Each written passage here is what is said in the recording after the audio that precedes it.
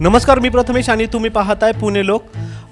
काल एक घटना घडली. कोंडव्यातून ड्युटीवर असणाऱ्या पोलीस कॉन्स्टेबलला एक कॉल आला.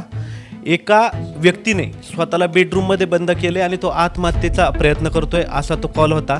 त्यानंतर संबंधित 2 कॉन्स्टेबल हे घटनास्थळी पोहोचले आणि त्यांनी संबंधित जो व्यक्ती आहे त्याला आत्महत्या करण्यापासून रोखलं. सदर व्यक्ती हा त्या ठिकाणी बेशुद्ध अवस्थेत होता.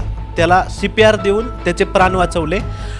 हेच 2 पोलीस कॉन्स्टेबल वैभव राक्षे आणि कॉन्स्टेबल वैभव निकम हे आपल्यासोबत आहेत. आपण थेट त्यांच्याकडून जाणून घेऊयात नेमकी घटना काय. तर मला सांगा, नेमका कधी तुम्हाला कॉल आला आणि घटना?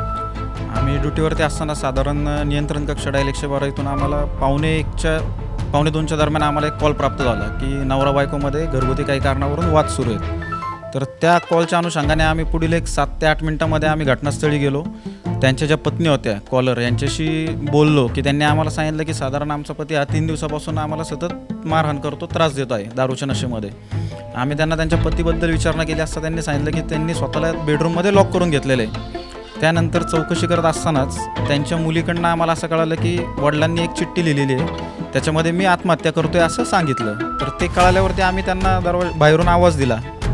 साधारण 2 ते 3 वेळा आवाज दिला, पण कुठलाही प्रतिसाद न मिळाल्यामुळं आम्ही दरवाजा तोडण्याचा निर्णय घेतला व शेजारच्यांना बोलवलं की बाबा आम्ही असं करतोय, तुम्ही थांबा इथं. मग त्यानंतर आम्ही दरवाजा तोडला. दरवाजा तोडल्यानंतर तोच व्यक्ती म्हणजे त्या कॉलरचे पती हे फॅनला लटकलेल्या अवस्थेत आम्हाला सापडले. त्यानंतर आम्ही त्यांना लगेच, घटना नुकतीच घडली होती हे आम्हाला त्यांच्याकडनं कळाल्यामुळं आम्ही त्यांना लगेच खाली उतरवून घेतलं व खाली उतरवल्यानंतर CPR द्यायचा प्रयत्न केला, जेणेकरून बराच वेळ झाला नसेल तर ते परत येतील. तर CPR दिल्यानंतर काही मिनिटांमध्ये ते लगेच जिवंत झाले. म्हणजे मोठ्याने श्वास घेतला आणि ते परत आले. त्यांना लगेच मग स्थानिकांच्या मदतीने आम्ही प्रायव्हेट गाडीतनं जवळच्या हॉस्पिटलला नेलं व तिथून ससून येथे रवाना केलं. तुम्हाला कॉल आल्यानंतर किती वेळानंतर तुम्ही तिथं पोहोचले? जास्तीत जास्त 8 मिनिटामध्ये, 8 ते 9 मिनिटामध्ये आम्ही पोचलो असेल तिथे. मला तुम्ही सांगा की नेमकं हे जे CPR तुम्ही त्या ठिकाणी दिलं त्याचं काही ट्रेनिंग वगैरे तुमचं आधी होतं? ट्रेनिंग झालं आहे त्याबद्दलचं आमचं. कसं सुचलं की आपण ते लगेच हे केलं पाहिजे असं? असं ट्रेनिंगमध्ये झालं आहे आमचं की अशा गोष्टी जर झाल्यात, श्वास कोणाचा दाबला गेला असेल किंवा याला CPR देणं हे गरजेचं आहे. तर आपण पाहिलं की हे दोन्ही कॉन्स्टेबल आपल्यासोबत बोलत होते. त्यांनी बोलताना सांगितलं की हा आमच्या ट्रेनिंगचा भाग होता आणि आम्हाला याचं ट्रेनिंग आधी मिळालेलं आहे. खऱ्या अर्थानं पुन्हा एकदा महाराष्ट्र पोलीस हे सर्वसामान्य नागरिकांसाठी देवदूत बनल्याचं हे उदाहरण आपण आपल्या डोळ्यासमोर पाहिलं. त्यांनी एका आत्महत्या करणाऱ्या व्यक्तीला त्याच्या याच्यातून वाचवलेलं आहे.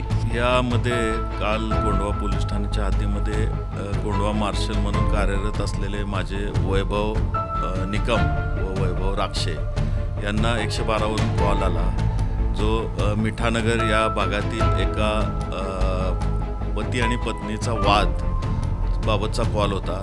त्यांनी तो रिस्पॉन्ड करत विदिन 5-7 मिनिट ते पोचले तिथं.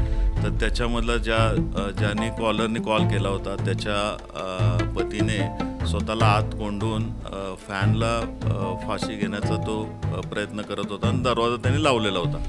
तर या आमच्या दोन्ही मार्शलच्या जवानांनी तो दरवाजा तोडला आणि त्याच्यामधून त्याला फॅनला खाली उतरवून त्याला तात्काळ त्याचा श्वास हा बंद पडलेला होता. तर त्याला त्या ठिकाणी तात्काळ CPR दिला आणि त्या एक जीव त्या ठिकाणी या माझ्या मार्शलने वाचवलेला आहे.